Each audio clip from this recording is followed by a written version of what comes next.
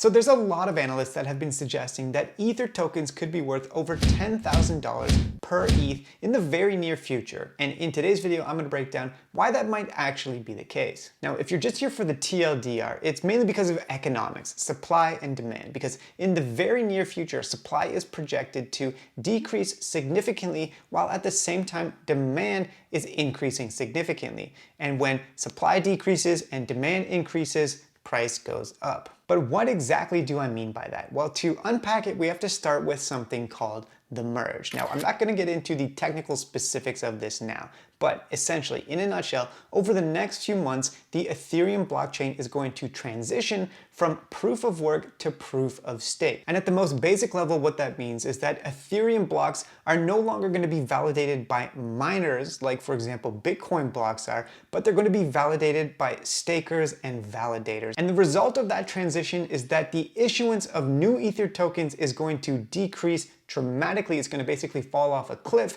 and the energy usage of the blockchain is going to decrease dramatically as well. In fact, it's going to drop by potentially over 99%. Now, this handy little infographic here shows the progress that's been made towards achieving the merge, and you can see that we are here right now. We're getting much closer to this actually happening. And if you look at what the core Ethereum developers are saying, they're suggesting that it could be anytime within the next few months. So how does this change or upgrade in the Ethereum network actually affect the price of the underlying Ether token? Well, let's first of all look at the demand side of the equation. Starting off with some global, really high-level statistics on this website here, Dune Analytics, you can see, for example, the increasing number of Ethereum transactions over time, the increasing number of Ethereum users over time, the increasing number of Ethereum smart contracts over time. And all of this just means that more developers are building stuff on the Ethereum network, that more users are being onboarded and starting to experiment with cryptocurrency and with Ethereum in particular. And two of the main sources of this increase in demand are DeFi, or decentralized finance, and NFTs. So let's break down the growth of those. This chart here is showing the growth of DeFi over the past year. And you can see from the figures here that it's basically exponential. The amount of money that's being locked in DeFi, that people are deploying into DeFi to try to earn yield or to do other interesting things, is crazy. For example, the total value locked in DeFi as of Q1 last year was just under $50 million. And as of Q1 this year, it's just under $90 million, which is an 82% year-over-year increase in that total value locked amount. And if we look at the NFT side, the figures are also just through the roof. For example, in Q1 last year, the total volume of NFTs traded on marketplaces was around $600 million, versus as of this year's Q1, it was almost $120 billion, which is absolutely insane. Now, people will say that NFTs are a bubble, and in some ways, I definitely agree. There's a lot of useless projects out there that are probably going to go to zero at some point. But the point is that both DeFi and NFTs and all of the other use cases for the Ethereum network, all of the other dApps that are built on Ethereum, pay fees to use the blockchain. They pay fees for the security that comes with having their transactions recorded onto Ethereum's blockchain.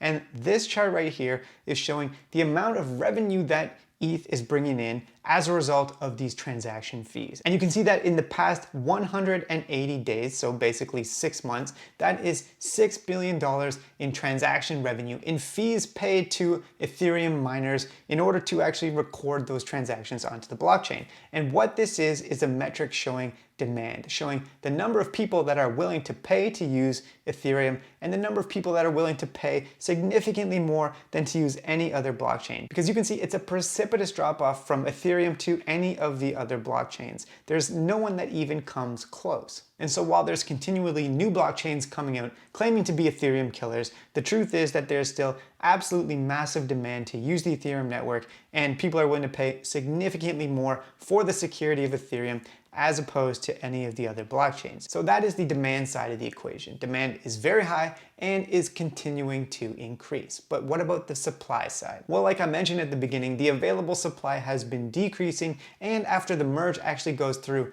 is going to just drop off a cliff. Now, this chart right here is showing the amount of ETH that has left centralized exchanges. And essentially it's reached an all-time low. There has never been less Ethereum on centralized exchanges since something like 2017 or 2018. But where is all that ETH going? Well, part of it is going into the staking contract for people that want to stake their Ether tokens and earn a yield on that. That yield is currently hovering around 4%, but it's going to go up after the merge happens and miners aren't getting paid anymore. And so more of those rewards are going to go to staking validators. Anyways, you can see here from the graph that the amount of ETH staked has been increasing significantly. There's now almost 12.5 million total ETH staked. And the thing about this right now is that it's a one-way street. So as of right now, you can't actually withdraw your staked ETH until after the merge happens. They're going to have to do another hard fork of the blockchain, and then maybe 6 to 8 months after the merge, you'll be able to withdraw the ETH that you've staked. But for now, this is a one-way street. And so what that means is that all of this ETH is totally locked. There's no way to touch it for now. Also, with the volume of NFTs that are being purchased, it's clear that some people are taking their ETH off of exchanges and buying NFTs with them. And some people are also taking their ETH and locking it up in DeFi. And all of this is occurring pre-merge. But the thing is, once the merge happens, and there's this great website here, it's ultrasound.money. I'll throw a link in the description box, but you can simulate what happens to new ETH issuance. And as of right now, 5.4 million new ETH is being issued every single year. And that's being paid out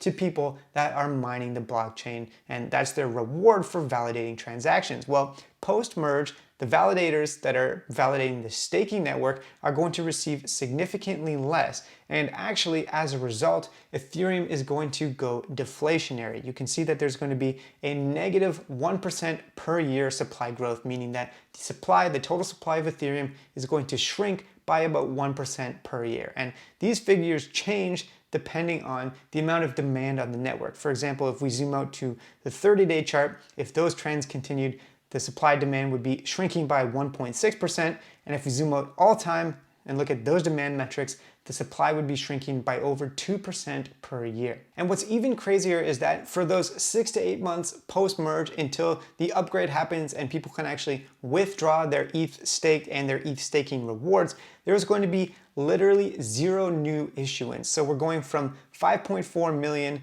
per year to literally zero for about 8 months. And when you combine that with the fact that hundreds of thousands of ETH are going to be burned in transactions in that 6 to 8 month period, you can see that there's going to be a massive, massive supply crunch. And anybody that's taken a basic intro to economics course can tell you that when supply goes down and demand goes up, price also goes up. So those are the market dynamics that we're looking at for the next year. The merge is projected to happen by sometime in July or August, and then for 6 months after that, there's going to be no new issuance, supply is going to be way, way down, and demand is presumably going to continue chugging along and increase at a pretty regular clip.